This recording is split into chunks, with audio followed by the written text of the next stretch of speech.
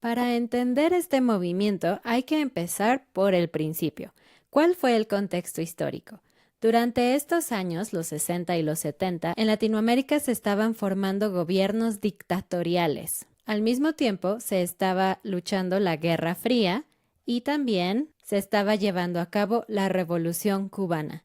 Así que esta fue una época muy movida en cuanto a temas políticos. Los escritores hablaban de temas un poco controversiales para la época. En esta época, los escritores empezaron a demostrar su descontento con la sociedad actual y también empezaron a tocar temas que antes no se usaban en la literatura, temas que tienen que ver con política, pero también con otras cosas como prostitución, homosexualidad y la diferencia entre clases. Como podemos ver, el resultado de estos cambios sociales y políticos que mencionó hace un momento Ana impactaron directamente en la manera en que estos escritores veían su entorno y cómo lo reflejaban en lo que escribían.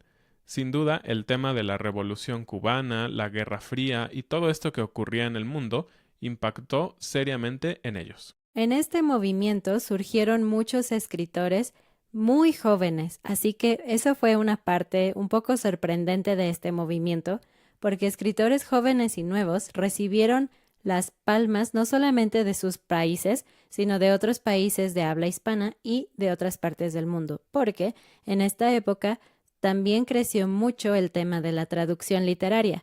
Así que estas obras de estos escritores llegaban a Europa en otros idiomas, en inglés, en francés, etc. Y algo que es increíblemente interesante es que muchas veces estas obras fueron traducidas incluso por el mismo círculo. Los mismos escritores que conocían otros idiomas traducían las obras de sus compañeros. Bien, eso nos deja ver que a pesar de que no estábamos directamente ya en la época de la globalización como ahora la conocemos, este tema de la cultura siempre ha trascendido fronteras.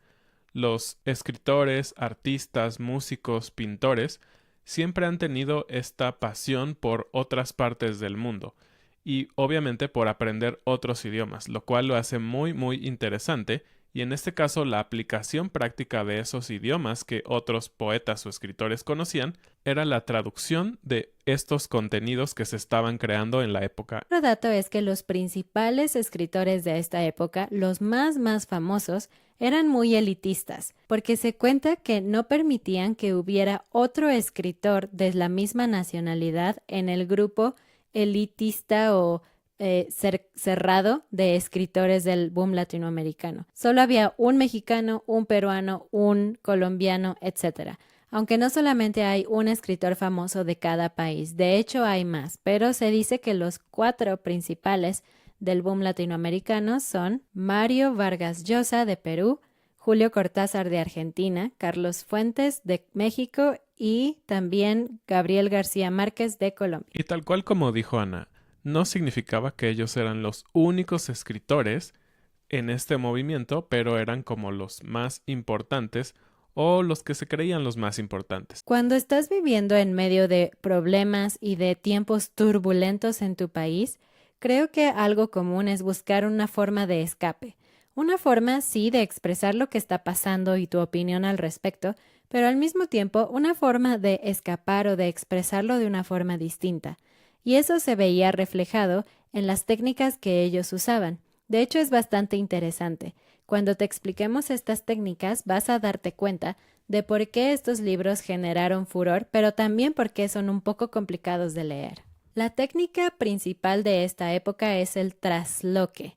Y estos nombres son muy técnicos, así que no es necesario que los aprendas. Pero a lo que se refiere trasloque es una técnica en el espacio literario en donde se escribe en un tiempo no continuo.